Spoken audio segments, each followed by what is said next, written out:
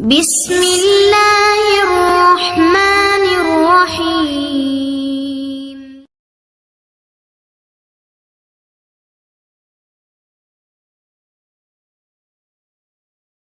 الحمد لله رب العالمين والصلاة والسلام على رسوله الكريم نبينا محمد وعلى آله وأصحابه أجمعين وعلى من تبعه بإحسان إلى يوم الدين أما بعد. கண்ணியமிக்க எனதருமை இஸ்லாமிய சகோதர சகோதரிகளே, ரமதான் மாதத்தில் செய்ய வேண்டிய வணக்க வழிபாடுகள் என்ன என்பதை நாம் பார்த்து வருகிறோம். இந்த வணக்கங்களை எல்லாம்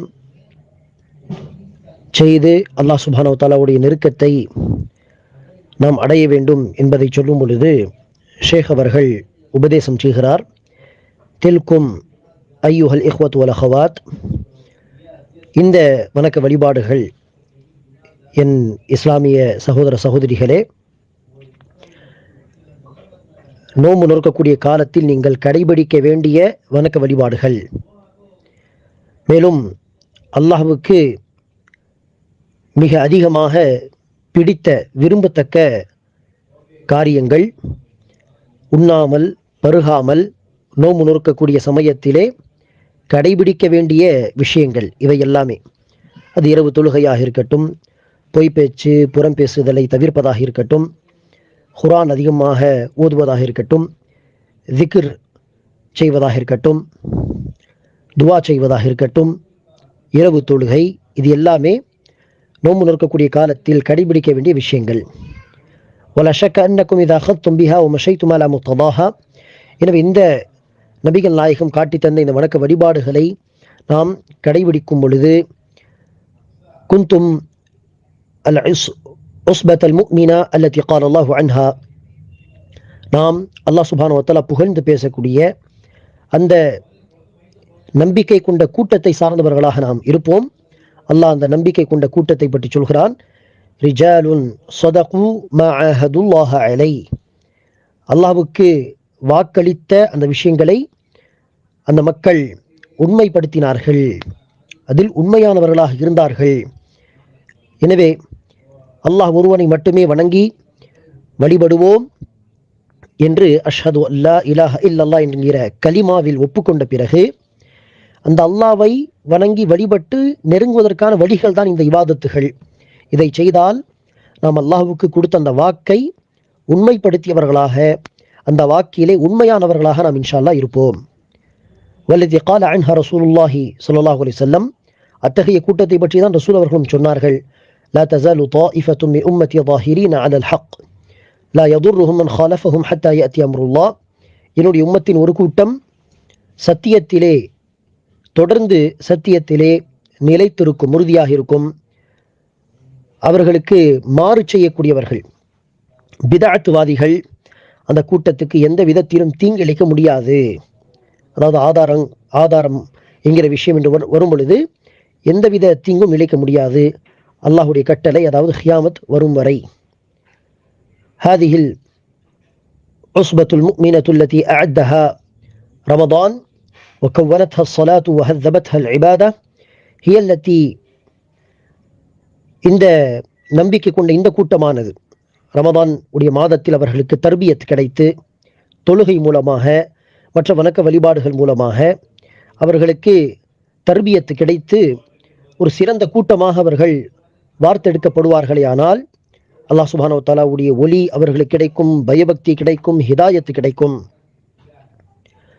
இத்தகைய மக்களுடைய நடத்தையில்தான் மக்கள் என்ன செய்வார்கள், கண்கூடாக நற்குணங்களையும் இஸ்லாத்தையும் பார்ப்பார்கள்.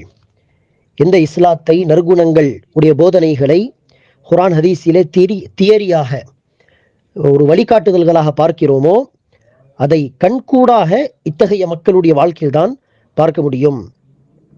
இவர்கள்தான் உண்மையிலேயே இஸ்லாத்திற்கான அந்த ஜிஹாத் என்று சொன்னால் முயற்சி செய்வது, அந்த உண்மையான விதத்தில் முயற்சி செய்யக்கூடியவர்கள் இந்த மக்கள் தான். இவர்கள் தான் அல்லாஹ் சுப்ஹானஹு வ தஆலாவுடைய கட்டளைகளை பூமியிலே நிலைநாட்டக்கூடியவர்கள். மக்களை படைப்பினங்களின் வணக்கத்தை விட்டு வெளியே கொண்டு வந்து அல்லாஹ்வின் வணக்கத்தை நோக்கி அழைத்து செல்லக்கூடியவர்கள், உலக வாழ்க்கையின் நெருக்கடியை விட்டு மக்களை வெளியேற்றி மறுமை வாழ்க்கையின் விசாலத்தை நோக்கி அழைத்து செல்லக்கூடியவர்கள், மற்ற பல மதங்களுடைய அநீதியை விட்டு மக்களை வெளியே கொண்டு வந்து இஸ்லாத்தின் நீதியை நோக்கி அழைத்து செல்லக்கூடியவர்கள். இன்னும் அப்படிப்பட்ட மக்களாக நாம் உருவாக்க வேண்டும். அதற்கான தர்பியத்தை செய்து கொள்ள வேண்டும். அதற்கு மிக முக்கியமான விஷயம் என்ன? இறுதியாக ஷேக் அவர்கள் சொல்கிறார், ஃபதஸவ்வது, அதற்கான ஏற்பாடுகளை செய்யுங்கள். அதில் மிக சிறந்த ஏற்பாடு என்ன? ஃபகைரு ஸாதி தக்வா, சிறந்த ஏற்பாடு தக்வாதான், பயபக்தி. வஸ்தஇத்து ஃபகைருல் இஅதாதி ஈமான், ஏற்பாடு செய்து கொள்ளுங்கள். மிக சிறந்த ஏற்பாடு, மறுமைக்கான ஏற்பாடு என்பது ஈமான், கொள்கை. வகவ்வீனு அன்ஃபுஸகும் ஃபகைரு தக்வீனில் முராகபா வல் முஹாசபா, எனவே தன்னை உருவாக்கி கொள்ளுங்கள். தன்னை உருவாக்கி கொள்வதற்கான மிக சிறந்த வழி எப்போதும் அல்லாஹ் என்னை கண்காணிக்கிறான், அல்லாஹ் என்னை பார்த்து கொண்டிருக்கிறான் என்கிற அந்த சிந்தனை வர வேண்டும். ரமதான் ஹுவ கைரு ஸாத், இதற்கு சிறந்த களம் தான் இந்த ரமதானுடைய மாதம். எனவே இந்த ரமதானுடைய மாதத்தை தன்னுடைய ஈமான் ரீதியாக, அமல் ரீதியாக தர்பியத்துக்கு நாம் பயன்படுத்தி கொள்ள வேண்டும். ரமதானில் செய்ய வேண்டிய வணக்கங்களில் லைலத்துல் கத்ர் சம்பந்தமாக நாம் அடுத்து பேசுவோம் என்று சொல்லியிருந்தோம். லைலத்துல் கத்ர் அன்பானவர்களே, இது மிக மகத்தான ஒரு இரவு. கதர் என்று சொன்னாலே மிக மகத்துவம், அருமை, ஒரு பெரிய மதிப்பு உள்ள இரவு என்று அர்த்தம். லைலத்துல் கத்ர், அந்த இரவில் அப்படி என்ன விஷயம் நடக்கிறது என்று சொன்னால், எதற்காக அந்த இரவுக்கு அவ்வளவு மதிப்பு என்று சொன்னால், அந்த இரவு தான் அல்லாஹ் சுப்ஹானஹு வ தஆலா மலக்குமார்களுக்கு தன்னுடைய கட்டளைகளை வழங்குகிறான். அதாவது அடுத்த வருடம் லைலத்துல் கத்ர் வரை என்னென்ன செய்ய வேண்டும் என்கிற அந்த கட்டளைகளை எல்லாம், விதியை எல்லாம் அல்லாஹ் சுப்ஹானஹு வ தஆலா மலக்குமார்களுக்கு கொடுத்து அனுப்புகிறான். அதை எடுத்துக்கொண்டவர்கள் கீழே இறங்குகிறார்கள். அடுத்த லைலத்துல் கத்ர் வரை உள்ள கட்டளைகள், தனஸ்ஸலுல் மலாயிகத்து வர்ரூஹு ஃபீஹா பிஇذن ரப்பிஹிம் மின் குல்லி அம்ர், மலக்குமார்களும் ரூஹ் அலைஹிஸ்ஸலாம் என்கிற ஜிப்ரீல் அவர்களும் அல்லாஹ்வுடைய கட்டளைகளை எடுத்துக்கொண்டு வருகிறார்கள். நபி ஸல்லல்லாஹு அலைஹி வஸல்லம் சொல்கிறார், அவ்வாறு அவர்கள் மலக்குமார்கள் கீழே இறங்கும் பொழுது அந்த இரவானது பூமி மலக்குமார்களால் நெருக்கடியான ஒரு இடமாக மாறிவிடுகிறது. இடமே இருக்காது பூமியில், அவ்வளவு மலக்குமார்கள் பூமியை எப்படி சூழ்ந்து கொள்வார்கள். சுப்ஹானல்லாஹ். எனவே அதற்காக தான் அந்த இரவுக்கு அவ்வளவு மதிப்பு. லைலத்துல் கத்ர் மதிப்புள்ள ஒரு இரவு, கண்ணியமுள்ள ஒரு இரவு, மிக அருமையான ஒரு இரவு என்று அர்த்தம் லைலத்துல் கத்ர். எனவே அன்பானவர்களே, அந்த ஒரு விஷயம், அந்த ஒரு நிகழ்வு அந்த இரவில் நடக்கிறது. அப்படிப்பட்ட இரவுக்கு தான் லைலத்துல் கத்ர் என்று பெயர். அந்த இரவு 1000 மாதங்களை விட சிறந்தது. 1000 மாதங்களை விட சிறந்தது என்று சொன்னால் என்ன அர்த்தம்? அந்த ஒரு இரவில் கண் விழித்து நாம் இபாதத் செய்து விட்டால், 1000 மாதங்கள் தொடர்ந்து இபாதத் செய்தால் என்ன சிறப்பு கிடைக்குமோ, 83 வருடங்கள் என்று பார்த்தால் அதை விட சிறந்த கூலி நமக்கு கிடைத்துவிடும் அந்த ஒரு இரவு நமக்கு கிடைத்து விட்டால். சரி, அந்த இரவை எப்படி அடைவது? அந்த இரவை நபிகள் நாயகம் ஸல்லல்லாஹு அலைஹி வஸல்லம் சொல்கிறார்கள், ரமதானுடைய கடைசி 10 தேடுங்கள். சில ஹதீசுகளிலே கடைசி 10 ஒற்றை படை இரவுகளிலே, அதாவது 21, 23, 25, 27, 29 இதில் தேடுங்கள் என்று அல்லாஹ் சுப்ஹானஹு வ தஆலா குறிப்பிடுகிறான். நபிகள் நாயகம் ஸல்லல்லாஹு அலைஹி வஸல்லம் அவர்கள் குறிப்பிடுகிறார்கள். எனவே கடைசி 10, அதில் குறிப்பாக ஒற்றைப்படை இரவுகளிலே நாம் அதை தேட வேண்டும். இந்த லைலத்துல் கத்ர் இரவானது கியாமத் வரை ஒவ்வொரு வருடம் ஏதாவது ஒரு ஒற்றைப்படை இரவில் தான் வருமா? அதாவது 27 என்று சொன்னால் கியாமத் வரை 27 தான் லைலத்துல் கத்ர், அப்படியா? அல்லது 25 தான் லைலத்துல் கத்ர் என்று சொன்னால் கியாமத் வரை எப்போதும் 25 தான் லைலத்துல் கத்ர், அப்படியா என்று சொன்னால் அப்படி கிடையாது. ஏனெனில் நபிகள் நாயகம் ஸல்லல்லாஹு அலைஹி வஸல்லம் அவர்களுடைய வாழ்க்கையில் வந்த லைலத்துல் கத்ர் என்று பார்க்கும் பொழுது அடையாளங்களை எல்லாம் வைத்து சஹாபா பெருமக்கள் அறிவிப்பார்கள். அந்த செய்தி எல்லாத்தையும் சேர்த்து பார்க்கும் பொழுது ரசூலுடைய வாழ்க்கையில் அந்த லைலத்துல் கத்ர் ஒரு வருடம் 27க்கு, இன்னொரு வருடம் 29க்கு இப்படி மாறி மாறி வந்திருப்பதாக அந்த செய்திகள் சொல்கிறது. எனவேதான் இந்த விஷயத்தில் சிறந்த கருத்து என்னவென்றால், லைலத்துல் கத்ர் எப்போதும் ஒரே தேதியில் வர வேண்டும் என்கிற கட்டாயம் இல்லை. அது வருடா வருடம் மாறி மாறியும் வரலாம். அது எப்படி மாறும் என்று சொன்னால், அந்த கதிர், அந்த விதி இறங்கக்கூடிய அந்த நிகழ்வு எந்த இரவில் நடக்கிறதோ அதுதான் லைலத்துல் கத்ர் என்று சொன்னோம். அல்லாஹ் நாடினால் இந்த வருடம் என்ன செய்வான், 27க்கு மலக்குமார்களை அனுப்புவான், விதியை கொடுத்து, கட்டளைகளை கொடுத்து. அடுத்த வருடம் அல்லாஹ் நாடினால் 23க்கு அனுப்புவான் மலக்குமார்களை. அந்த நிகழ்வு எப்போது நடக்குமோ அதுதான் லைலத்துல் கத்ர். எனவே அது எப்போதும் ஒரே தேதியில் வர வேண்டும் என்கிற கட்டாயம் கிடையாது.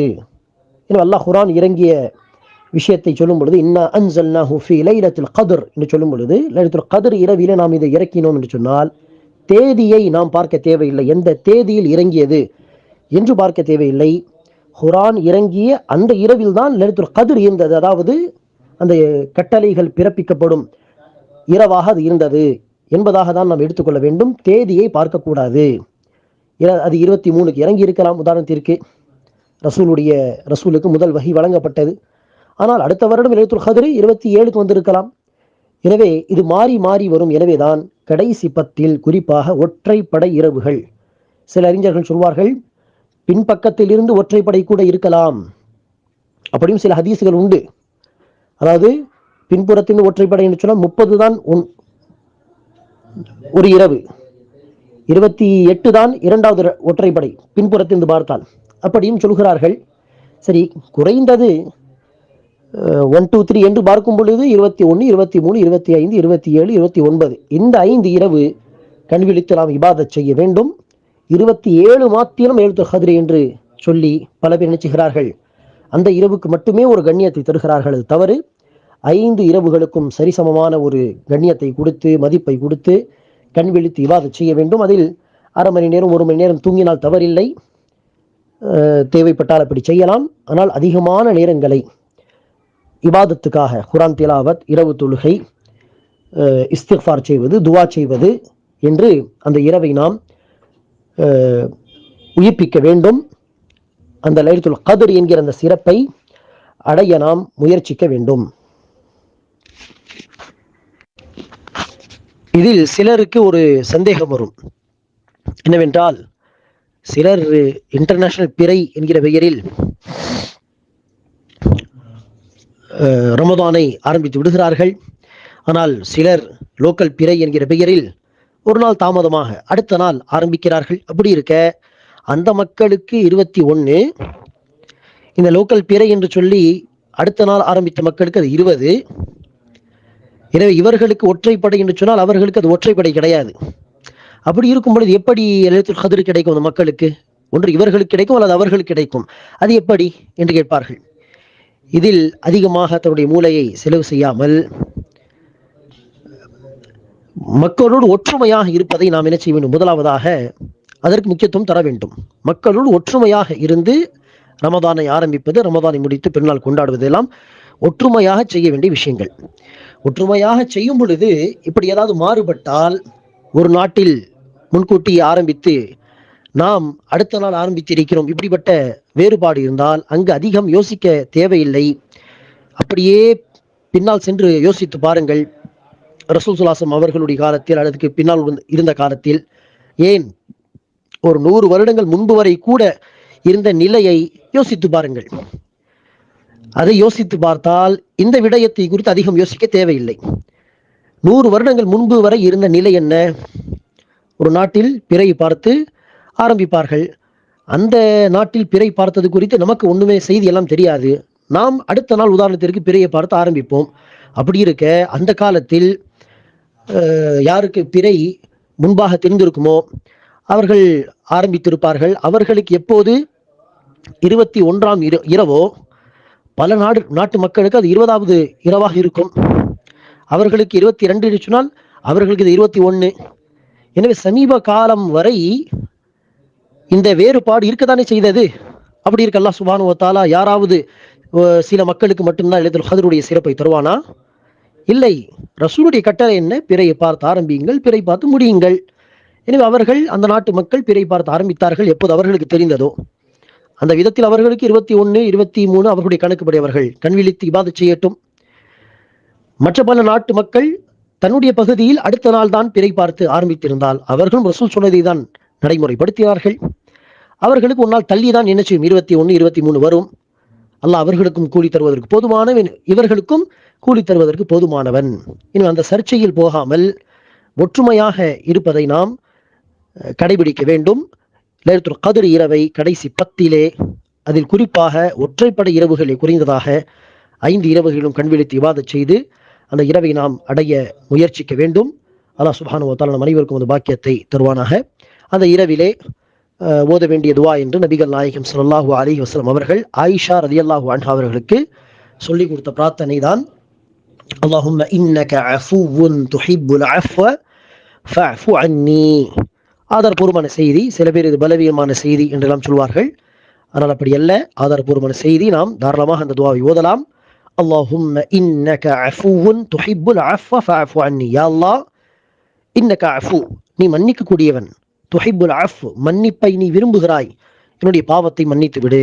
அதிகமாக இந்த துவாவையும் மற்ற துவாக்களையும் திக்ர் அத்கார்களையும் குர்ஆன் திலாவத், இரவு தொழுகை போன்ற வணக்கங்களை கொண்டு அந்த இரவுகளை நாம் உயிர்ப்பிக்க வேண்டும். அந்த இரவுகளில் கண்விழித்து இபாதத் செய்ய வேண்டும். அல்லாஹ் சுப்ஹானஹு வ தஆலா அனைவருக்கும் அந்த பாக்கியத்தை தருவானாக. ஆமீன். அஸ்ஸலாமு அலைக்கும் வரஹ்மத்துல்லாஹி வபரகாத்துஹு.